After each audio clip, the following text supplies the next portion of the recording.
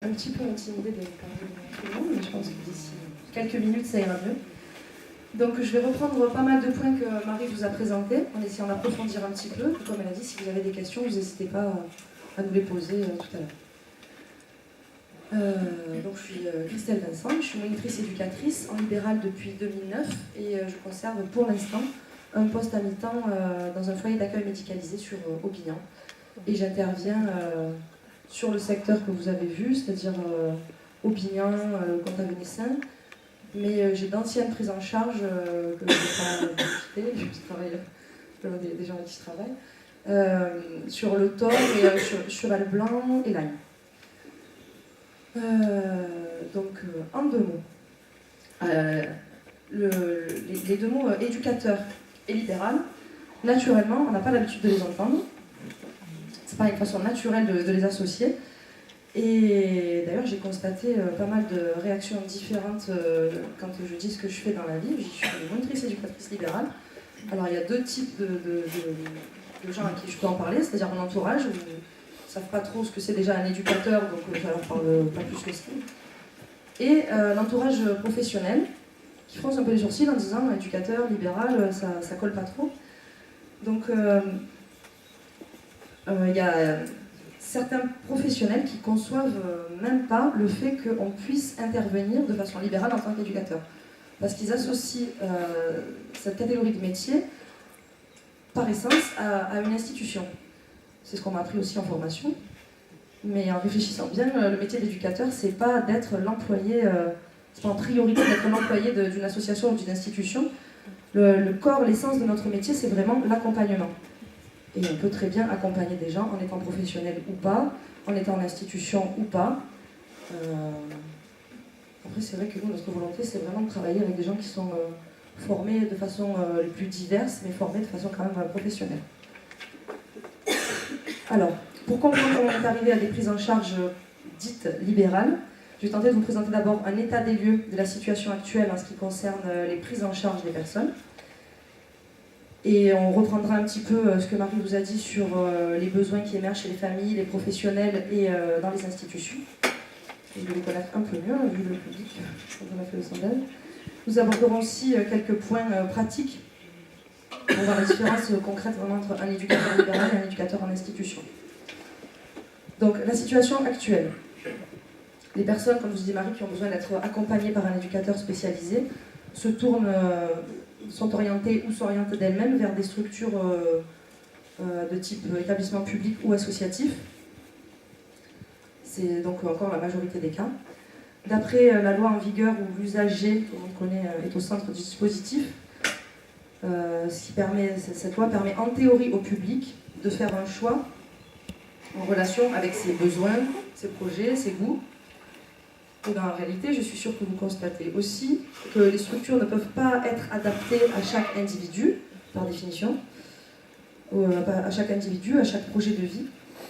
L'expérience de chacun est qu'il faut trouver une place, en priorité qu'elle soit adaptée ou pas. Le problème des familles, c'est d'abord de trouver une place. Lorsqu'une famille trouve cette place, afin que son enfant ou son proche soit pris en charge, elle est déjà contente d'avoir une solution. Elle remet rarement en cause les conditions d'accueil. Les projets personnalisés, qui font partie des documents obligatoires que les établissements doivent fournir aux usagers, sont rédigés par des équipes pluridisciplinaires. Ils doivent correspondre aux besoins de chaque usager, mais aussi et surtout aux capacités des établissements de les mettre en œuvre. Dans mon expérience personnelle, je connais beaucoup de familles, pas mal de familles, qui signent ce projet, soit sans vraiment comprendre où ça les mène, soit parce qu'on leur dit c'est un document obligatoire, à l'inscription, on signe, parce que c'est quand même des cas un peu plus rares, soit quand le projet est présenté officiellement à la famille, même s'il y a des points qui ne collent pas, il y a beaucoup de familles qui n'oseront pas dire parce qu'il y a une crainte quand même sous-jacente de perdre cette place, d'être mal vu, ou voilà. Donc on signe, même si ce n'est pas vraiment en relation avec le projet initial de la personne accueillie. Donc comme nous l'a dit Marie tout à l'heure, on a vu que de nombreuses familles sont dans l'attente de solutions. Donc on va faire un petit point sur les familles qui font appel à un travailleur social indépendant. Comme on vous l'a dit, elles ont chacune leurs raisons.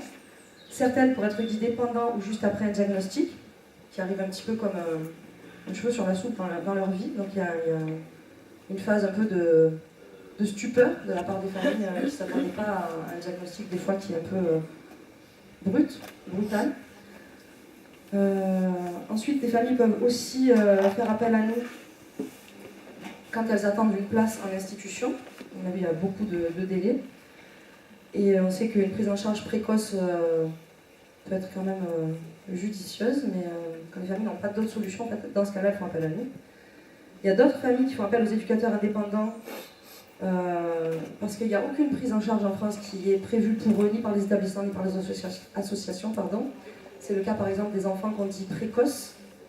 Les parents sont laissés face à leurs difficultés et on leur dit même parfois que c'est une chance d'avoir un enfant précoce, même s'il n'est pas du tout adapté au système qu'on lui propose. Il y a aussi beaucoup de familles qui ignorent qu'elles peuvent bénéficier d'un droit qu'on appelle le droit au répit, que en tant qu'institutionnel vous devez quand même un peu mieux connaître que les familles. C'est un droit qui permet aux aidants familiaux de passer quelques heures par semaine le relais à des personnes qualifiées. Et enfin, les familles avec qui on est pour l'instant le plus amené à travailler, c'est une minorité grandissante donc de familles qui font une demande d'accompagnement car elles ont une vision plus individuelle de la prise en charge au regard de ce qui se fait un petit peu chez nos voisins européens, voire plus lointains.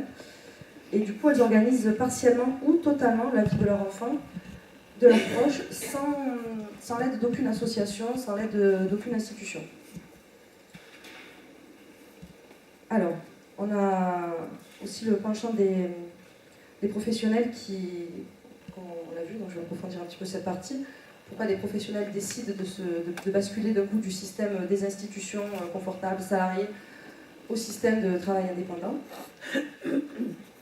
On a tous fait les mêmes constats, qu'on soit en poste ou qu'on soit juste plus qu'en libéral, c'est-à-dire la plupart des institutions manquent de moyens humains, financiers, et on constate aussi des difficultés liées à la vie en collectivité.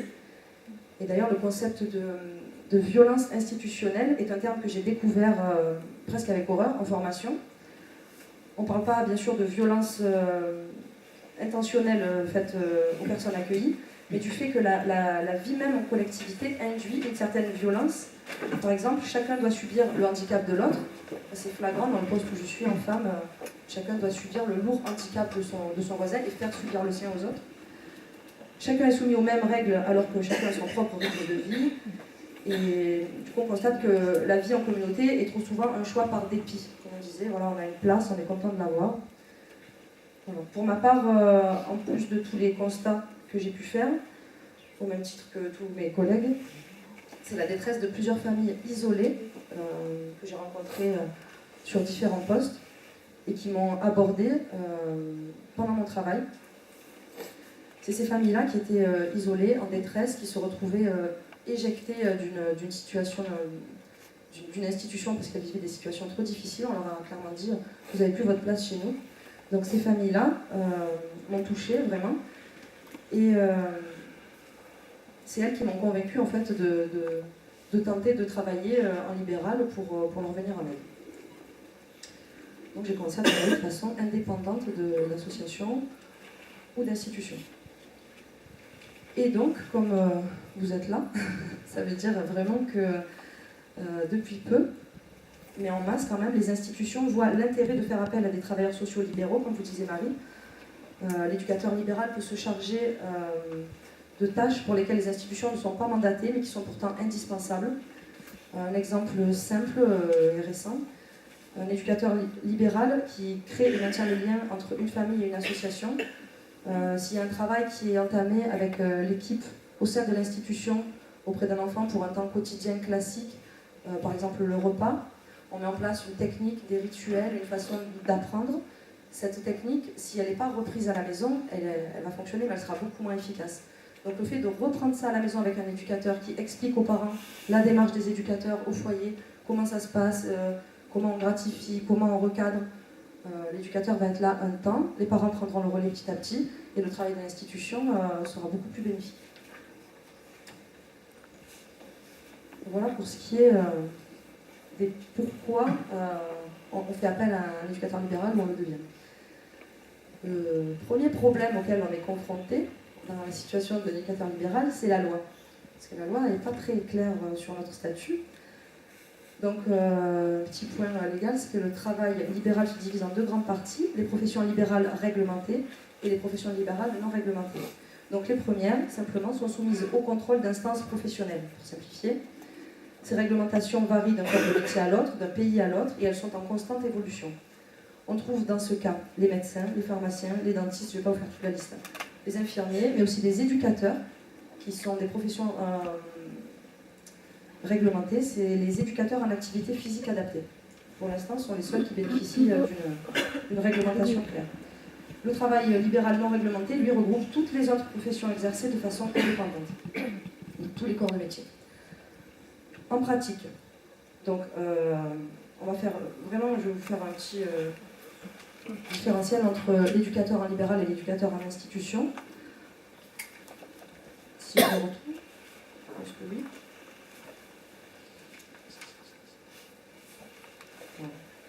Donc, l'éducateur en libéral est d'abord missionné par les familles et depuis peu par les institutions, alors que l'éducateur en institution, bien sûr, n'est missionné que par son établissement.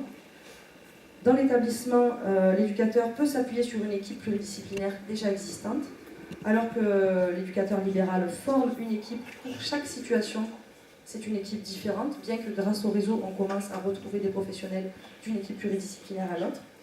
En institution, l'éducateur, bien sûr, est salarié, alors qu'en libéral, il est rémunéré par des mandataires. On nous pose souvent la question, donc nos interventions, on fixe chacun nos tarifs, ça tourne entre 18 et 25 euros selon les professionnels, et se payer en chèque emploi-service. Si c'est le statut d'auto-entrepreneur, bien sûr, il y a les charges qui viennent s'ajouter. Et il faut savoir que nos interventions sont la plupart du temps remboursées tout ou partie par la MDPH. Ensuite, en institution, l'éducateur et le moniteur-éducateur ont des horaires définis par l'établissement, alors qu'en libéral, on peut définir nos horaires plus facilement en accord avec la famille. Et l'éducateur, enfin, en institution, est missionné dans un cadre juridique qui est clair et sécurisant, alors comme on vient de le voir, c'est un peu plus flou pour les éducateurs libéraux, bien qu'on soit quand même sous le coup de la convention collective des services à la personne. Voilà pour les plus grandes différences entre un éducateur libéral et un éducateur en institution, en association. Donc,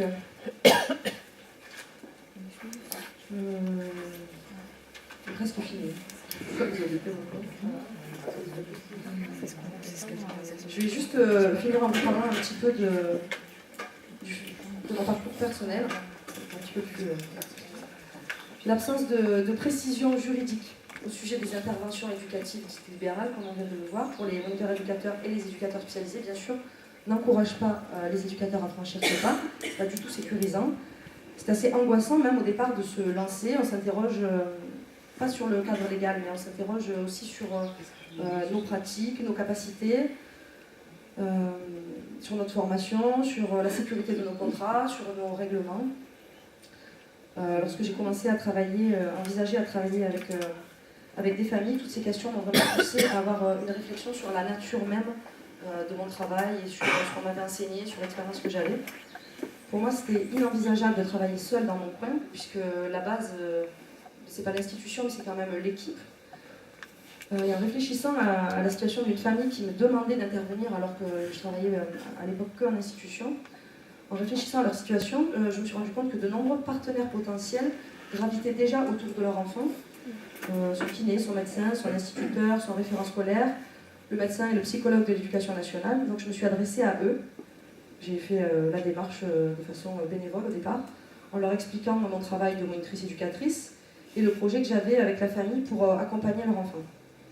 Donc j'ai reçu des réponses très positives.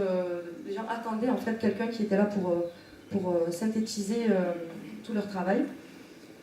Et donc après plusieurs rencontres, plusieurs ajustements, on s'est aperçu qu'on était en fait en train de discuter en réunion, en équipe pluridisciplinaire, de la situation de cet enfant, et on s'est dit que ça marchait très bien, ça marche toujours d'ailleurs. Et du coup, on peut travailler, on travaille toujours ensemble dans le même sens grâce au projet personnalisé que je rédige en fonction des bilans de chaque professionnel, des besoins et des demandes de la famille. Et ce projet, avant qu'il soit validé, il est présenté à chaque professionnel et il doit être validé par tous pour fonctionner, pour qu'on puisse travailler dans le même sens. Donc je travaille toujours de cette façon-là. Aujourd'hui, il me serait impossible de travailler sans l'aide de ce réseau qui continue, grâce à chaque nouvelle situation, de s'étoffer, de s'enrichir tous les jours quand on a des appels, que ce soit des institutions. Enfin, en permanence, on a des gens qui s'ajoutent et qui viennent enrichir le réseau et les équipes pluridisciplinaires. En plus, on a découvert des sortes, j'aime bien ce terme, d'avantages collatéraux, c'est-à-dire que les objectifs qui nous ont poussés à franchir le pas de travail libéral rayonnent de façon positive autour de nous. Et donc ce réseau, non seulement nous permet de travailler en équipe, comme je viens de vous l'expliquer, mais on crée aussi du lien, ce qui est un des objectifs de l'association, du lien entre les professionnels.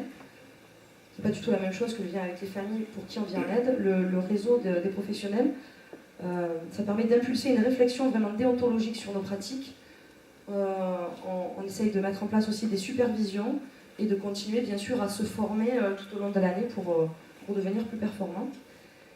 Et notre espoir, je pense, c'est de voir évoluer les réglementations pour qu'on ait plus de cadres, plus de sécurité pour nous et pour les familles qui nous embauchent aussi quand elles recrutent un éducateur, pour qu'elles sachent vraiment à qui elles ont affaire, qu'elles soient sûres de qui elles embauchent. Et ça, c'est pas pour tout de suite, c'est des objectifs à long terme. Merci pour votre attention.